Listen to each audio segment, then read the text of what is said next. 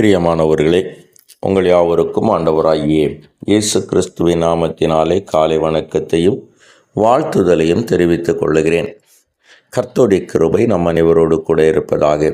இந்த நாளின் காலை வேளையிலும் கர்த்தர் நமக்கு தருகிற வேத வார்த்தை தெசலோனிக்கேயருக்கு எழுதின 1 நிருபம் 5வது அதிகாரம் 18வது வசனம் இவ்விதமாய் சொல்லுகிறது: எல்லாவற்றிலேயும் ஸ்தோத்திரம் செய்யுங்கள், அப்படி செய்வதே கிறிஸ்து இயேசுவுக்குள் உங்களை குறித்து தேவனுடைய சித்தமாயிருக்கிறது என்று சொல்லி வேதம் சொல்லுகிறது.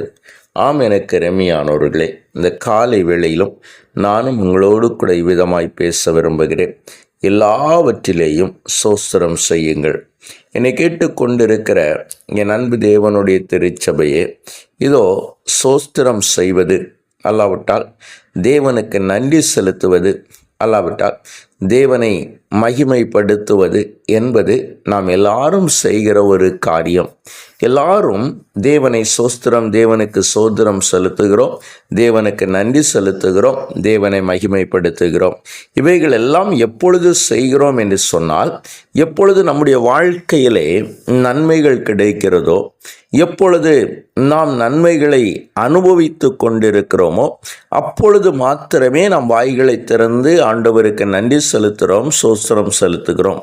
ஆனால் நம்முடைய வாழ்க்கையிலே நன்மைக்கு மாறானவைகள் நடக்கிற பொழுது, சில நேரங்களிலே நாம் விரும்பாத காரியங்கள் நடக்கிற பொழுது, சில இழப்புகள் நம்முடைய வாழ்க்கையிலே வருகிற பொழுது, சொல்ல முடியாத ஒரு துயரத்தின் பாதையிலே நாம் கடந்து செல்ல நேரிடுகிற பொழுது, நாம் ஸ்தோத்திரம் செய்வது என்பது சற்று கடினமான ஒரு வேலையாய் மாறி போகிறது.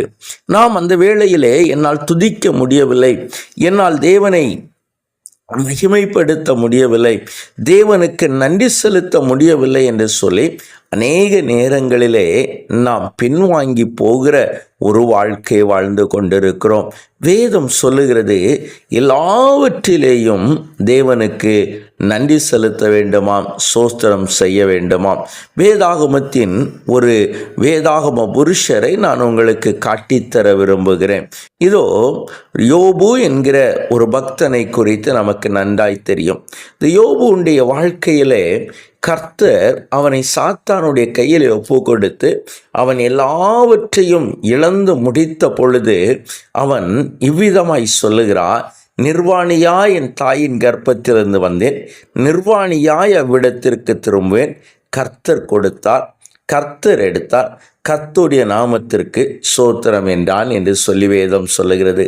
பாருங்கள், இந்த யோபுடைய வாழ்க்கையிலே எல்லாவற்றையும் இழந்த பிற்பாடும், எல்லாவற்றையும் அவன் தன்னுடைய வாழ்க்கையே அவன் தொலைத்த பிற்பாடும் அவன் இவ்விதமாய் சொல்லுகிறான். இது மாத்திரமல்ல, அவன் தன்னுடைய வாழ்க்கை துணையாகிய அவனுடைய மனைவி இவ்விதமாய் அவனை பார்த்து சொல்லுகிறார்: நீர் இன்னும் உடைய உத்தமத்தில் உறுதியாய் நிற்கிறீரோ, தேவனை தூசித்து ஜீவனை விடும் என்றாள். அப்போது அதற்கு அவன் இவ்விதமாய் பிரதியுத்தரம் சொல்லுகிறான்: பைத்தியக்காரி பேசுகிறது போல பேசுகிறாய், தேவன் கையில் நன்மையை பெற்ற நாம் தீமையும் பெற வேண்டாமோ என்றான் என்று சொல்லி வேதம் சொல்லுகிறது.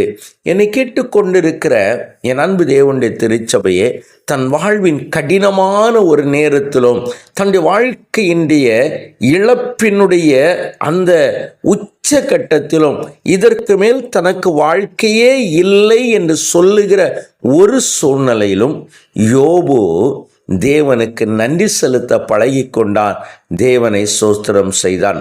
காரணம் என்ன தெரியுமா? அவன் தேவனை பிடித்து கொண்டிருந்தான். அவனுடைய வாழ்க்கையினுடைய எல்லாவற்றை காட்டிலும் அவனுக்கு தேவன் பெரியவனாயிருந்தான். அவனுடைய வாழ்க்கையின் எல்லாவற்றை காட்டிலும் தேவன் போதும் என்று இருந்த யோபு அதை மாத்திரமே பிடித்து கொண்டபடியினாலே இழந்து போன அத்தனையும் அவன் 2 மடங்காய் திரும்ப பெற்றுக்கொண்டான் என்று வேதம் சொல்லுகிறது. ஆம், எனக்கு அருமையானவர்களே, இந்த காலை வேளையிலும் ஸ்தோத்திரம் செய்ய படியுங்கள், ஸ்தோத்திரம் செய்து பாருங்கள். இழந்து போனவைகளை இரட்டிப்பாய் திரும்ப பெறுகிற கிருபையும் பெற்றுக்கொள்வீர்கள். எனவே அதை பெற்றுக்கொள்ளும்படியாய் நாம் கண்களை மூடி ஜெபிக்கலாமா? எங்களை நேசிக்கிற எங்கள் நல்ல தகப்பனே, இந்த நல்ல வேளைக்காய் நன்றியோடு துதிக்கிறோம். நீ நல்லவர் ஆண்டவரே, மகிமையானவர் அப்பா. மகத்துவமான கிருபைகளை எங்களுக்கு தருகிறவர் அல்லவா? அந்த நல்ல கிருபைக்காய் நன்றி.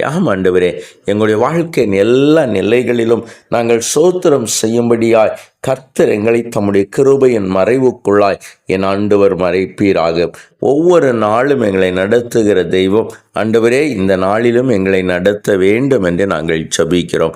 அப்பா சோதரம் ஆண்டவரே, வாழ்வினுடைய இழப்புகளின் மத்தியிலும் ஆண்டவரே, துயரங்கள் மத்தியிலும், வேதனைகள் மத்தியிலும், பாடுகள் மத்தியிலும் நாங்கள் ஸ்தோத்திரம் செய்கிறவர்களாய், என் தேவனை மாத்திரம் நம்பி பிடித்து கொள்ளுகளாய் இருக்கும்படியாய் கர்த்தர் உதவி செய்யும். இப்பொழுதும் உம்முடைய பிள்ளைகள் உம்மை பார்த்து நிற்கிறார்கள், உம்மை துதிக்கிறார்கள். என் ஆண்டவர், இவர்கள் சிறையிருப்பை மாற்றி ஆண்டவரே மகிமையானவைகளை கர்த்தர் கொடும், பொறுப்பெடுத்துக் கொள்ளும், வழி நடத்தும். இயேசுவின் நாமத்தில் ஜெபிக்கிறோம் எங்கள் நல்ல பிதாவே. ஆமேன், ஆமேன், ஆமேன்.